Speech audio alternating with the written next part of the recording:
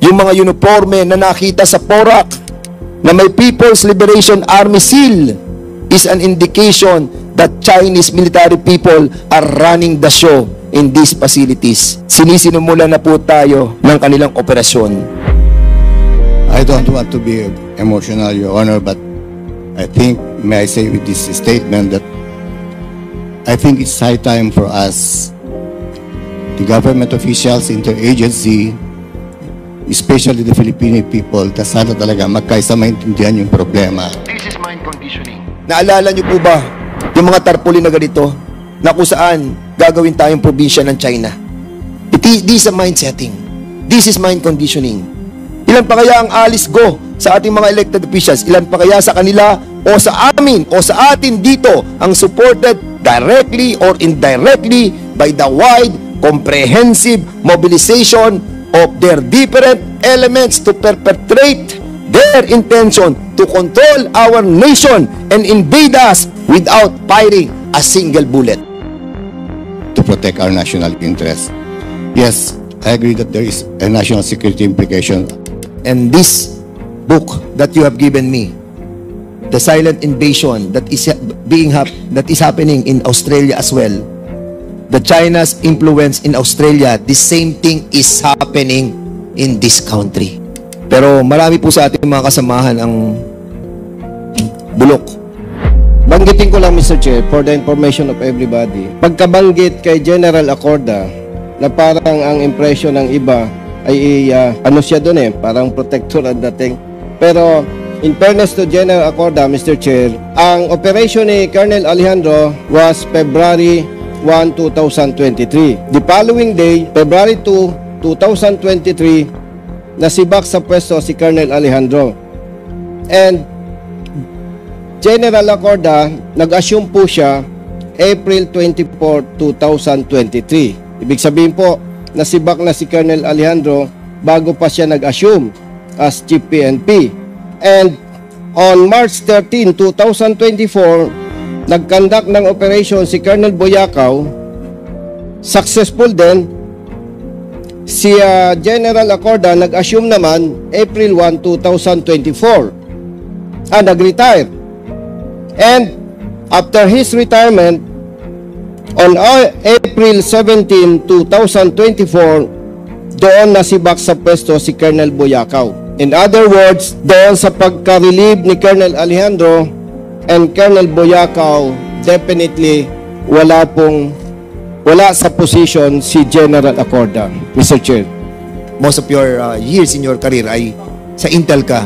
So, basically, alam mo yung nangyayari sa Region 3 about sa Pogo. Sort of, Your Honor. Nauna, pumutok na po to, Chief PNP, no? At yung pong nararamdaman during that time that you tap your own people, kasi NCR to, tapos si IDG to ng NCR, itong ginamit po ninyo doon sa operation. And it was successful. As a matter of fact, naging successful po yun.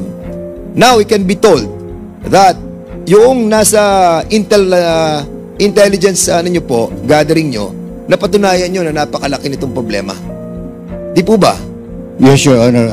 And in fact, I was touched by your opening statement, and I'm happy to hear with that opening statement, sir, because I think it's high time for the Filipino people to know what is happening in our country, Your Honor. Indeed, meron kang mga nalalaman na hindi namin nalalaman na maaari mong i-share sa amin. Because this entails national security. And maybe a lot of our PNP officials, maybe hindi pa po nila alam kung gaano kagrabe itong kinalalagyan natin ngayon. Nakita po natin yung problema na kinakaharap. Can you kindly share to us now that it is being exposed to a lot of our countrymen yung nangyayari sa ating bansa? Because hindi lamang to ang elemento, di ba? You have this moral obligation to our people even now that you are retired, because you have gathered a lot of intelligence. Please share it to us. Talaga naman pong napaka-importante dahil pinagtutuunan po natin ng pansin yung ating po mga social evils ng POGO, kagaya po ng human trafficking, na ating pong advokasya, prostitusyon, scamming, torture, at marami pa pong iba.